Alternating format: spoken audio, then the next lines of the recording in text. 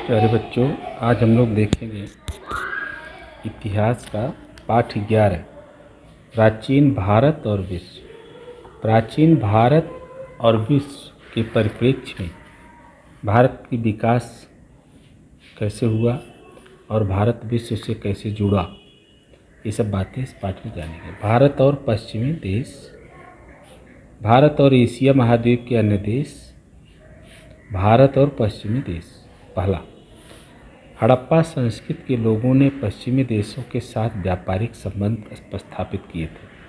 तभी से भारत का बाहरी विश्व से आर्थिक और सांस्कृतिक आदान प्रदान प्रारंभ हुआ। बौद्ध धर्म का प्रचार प्रसार अफगानिस्तान और मध्य एशिया के अनेक देशों में हुआ था। ईरानी साम्राज्य के कालखंड में भी भारत का पश्चिम विश्व से संपर्क बढ़ने लगा। ईरान से साम्राज्य स्थापित हुआ यहाँ का, तो भी भारत का संपर्क पश्चिमी देशों से बढ़ा और आर्थिक और सामाजिक दृष्टि से भी आदान प्रदान हुआ। व्यापार बढ़ा, समाज में लोग आने जाने लगे, तो इससे हर तरह की विकास में माने भारत विश्व के साथ जुड़ता गया। ईरानी साम्राज्य के कालखंड में भी भारत पश्चिमी विश्व से संपर्क बढ़ने लगा। उस समय के यूनानी इतिहासकारों की भारत के प्रति जिज्ञासा बढ़ गई थी। भारत के विषय में उन्होंने जो लेखन किया उसके द्वारा पश्चिमी देशों को भारत का परिचय हुआ। पश्चिमी देश से भारत का परिचय हुआ। कालांतर में जिस मार्ग से सिकंदर भारत आया, वे मार्ग भारत और पश्चिमी देशों के व्यापार के लिए खुल गए। कुषाणों के कार्यकाल में ग्रीक मूर्तिकला के प्रभाव से भारत में एक नई कला शैली का उदय हुआ, उसे गांधार शैली कहते हैं। गांधार शैली के मुख्य रूप से गौतम बुद्ध की मूर्तियाँ गढ़ी गई। ये मूर्तियाँ प्रमुखतः अफगानिस्तान के गांधार प्रदेश में पाई गई।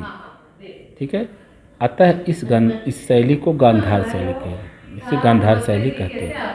इस शैली की मूर्तियों के चेहरों के आकार प्रकार यूनानी चेहरों से मिलते जुलते हैं। भारत में प्रारंभिक सिक्के भी यूनानी सिक्कों के आधार पर डाले गए, यानी यूनान में जैसे सिक्के डाले जाते थे पहले, उस तरह से भारतीयों ने भी उस प्रचलन को स्वीकार किया।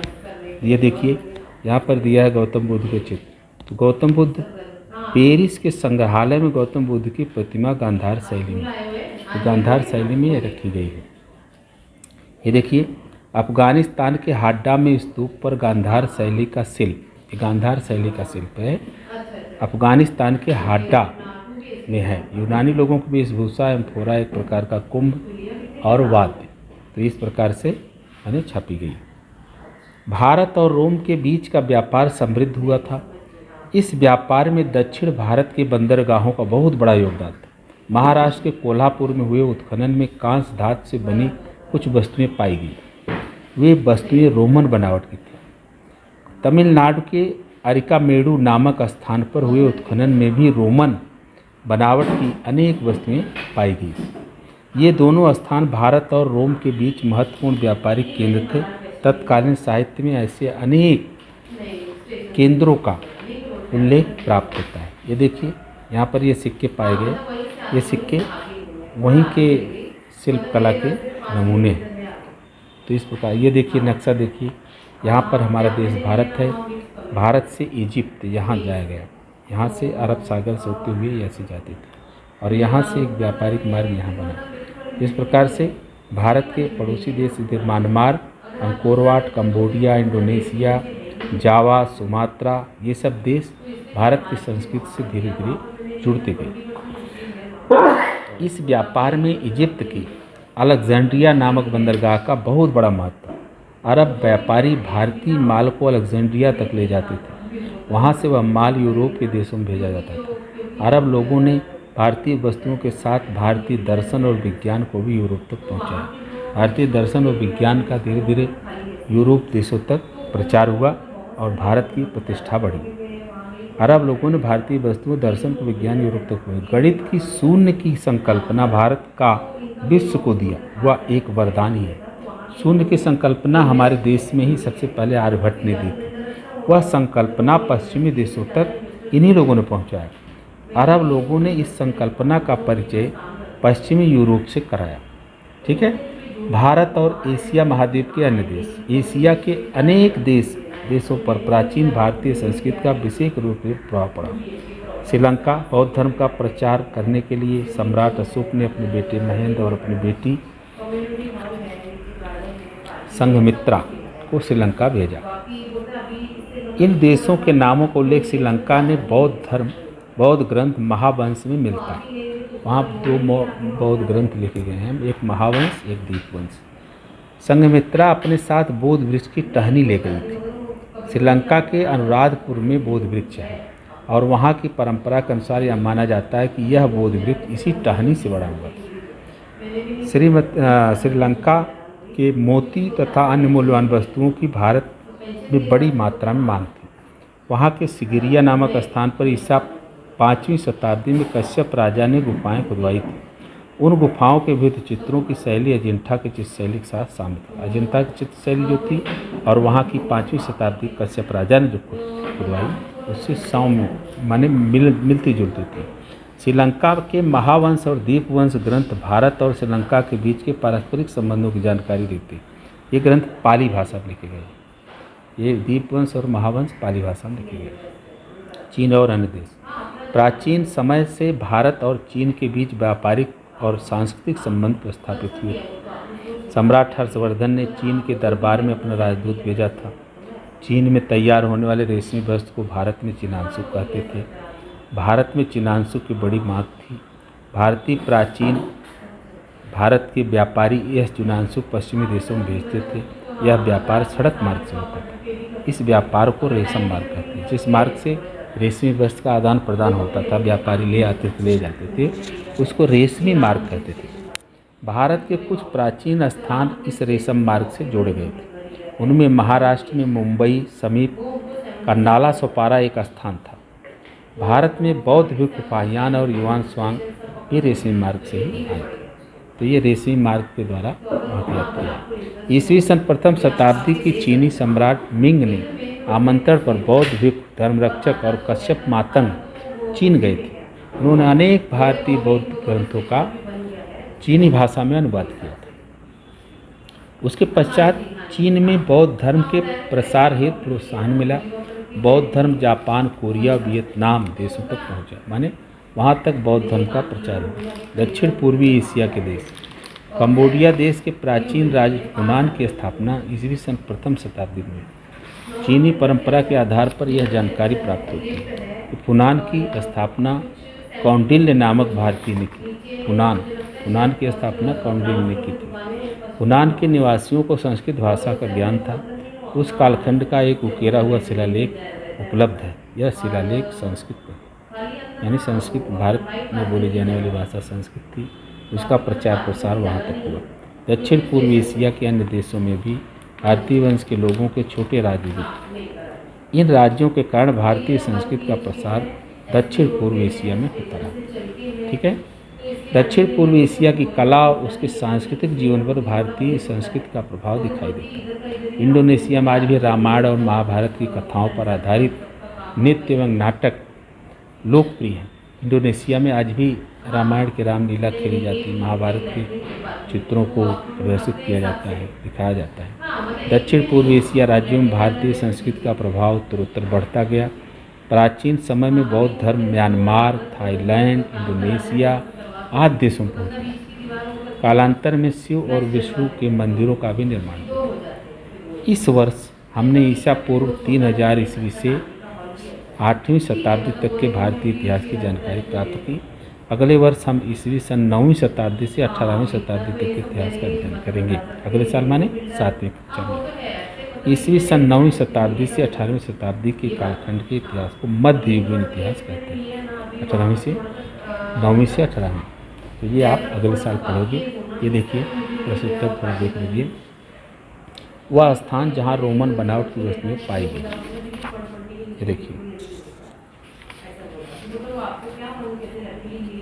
ये पेज 54।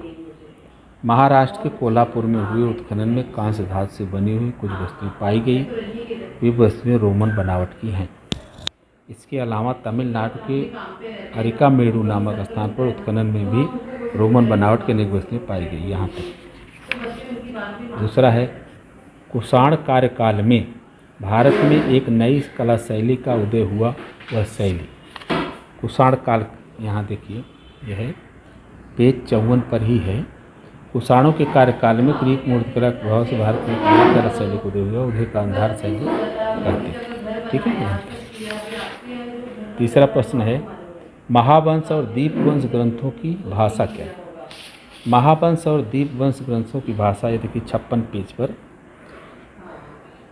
श्रीलंका महावंश और दीपवंश ग्रंथ भारत और श्रीलंका के बीच के पारस्परिक संबंधों की जानकारी देते हैं। यह ग्रंथ पाली भाषा में लिखे गए, पाली भाषा। यहाँ तक प्राचीन समय के वे देश जहाँ बौद्ध धर्म का प्रसार हुआ, ये देखिए प्राचीन, उसी पेज पर है 56 पेज पर। प्राचीन समय में बौद्ध धर्म म्यांमार, थाईलैंड, इंडोनेशिया आदि देशों में पहुँचा। इसके अलावा भी ये देखिए बौद्ध धर्म का प्रचार जापान, कोरिया, वियतनाम देशों में भी हुआ। आप लिख सकते हैं। विचार करो और लिखो। दक्षिण पूर्व एशिया पर भारतीय संस्कृति का प्रभाव दिखाई देता है। दक्षिण पूर्व एशिया पर भारतीय संस्कृति का प्रभाव दिखाई देता है, इसी पेज पर है 56 पेज पर। ये देखिए दक्षिण पूर्व एशिया के अन्य देशों में भी भारतीय वंश के लोगों के छोटे छोटे राज्य उदित हुए। इन राज्यों के कारण भारतीय संस्कृति का प्रसार दक्षिण पूर्व एशिया में दिखाई देता है। यहाँ से यहाँ तक क्योंकि दक्षिण पूर्व एशिया से लगा। दूसरा है, चीन में बौद्ध धर्म के प्रसार हेतु प्रोत्साहन मिला। चीन में बौद्ध धर्म के प्रसार हेतु प्रोत्साहन मिला कैसे? ये देखिए यहाँ दिया हुआ है पेज 56 पर। ईस्वी सन प्रथम शताब्दी चीनी सम्राट मिंग ने आमंत्रण बौद्ध धर्मरक्षक और कश्यप मार्तंड चीन गए थे। उन्होंने अनेक भारतीय बौद्ध धर्मों का चीनी भाषा में अनुवाद किया। उसके पश्चात चीन में बौद्ध धर्म के प्रसार हेतु प्रोत्साहन मिला। यहाँ तक ठीक है। तुम क्या करोगे? तुम्हारी पसंद की रुचि को प्रोत्साहन मिला तो तुम क्या करोगे?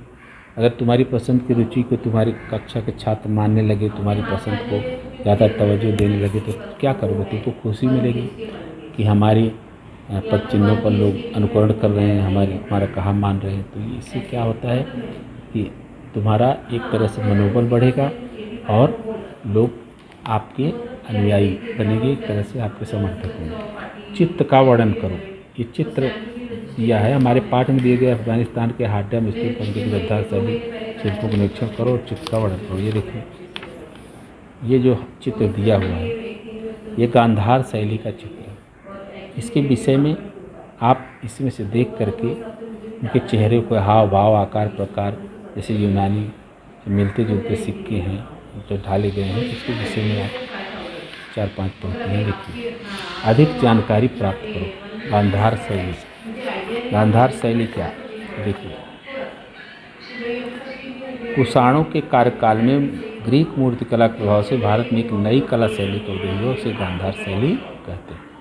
यहाँ से यहाँ तक वही प्रश्न है, इसको फिर से रिपीट कर दिया है। रेशम मार्ग। रेशम मार्ग क्या है? रेशम मार्ग देखिए यहाँ पर है, ये देखिए यहाँ से। चीन में तैयार होने वाले रेशमी वस्त्र को भारत में चिनांशुक कहते थे। भारत में चिनांशुक की बड़ी मांग थी। प्राचीन भारत के व्यापारी यह चिनांशुक पश्चिमी देशों में भेजते थे। यह व्यापार सड़क मार्ग से होता था।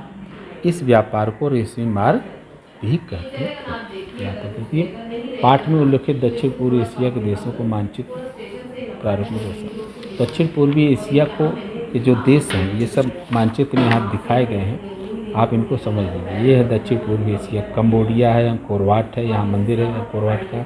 इंडोनेशिया है, जावा, सुमात्रा, म्यांमार, ये सब दक्षिण पूर्व एशिया के छोटे छोटे देश हैं जहाँ भारतीय शिल्पकला का बहुत ही प्रभाव पड़ा है। और वहाँ आज भी रामायण और महाभारत की कहानियाँ दिखाई जाती हैं लोगों को। रामलीला बहुत पसंद है, महाभारत की कहानियाँ लोगों को पसंद है। तो हमारी संस्कृति में वहाँ के लोग घुले मिले हैं। इस तरह से एक दूसरे के सांस्कृतिक आदान प्रदान का यहाँ देखने को हमको मिलता है।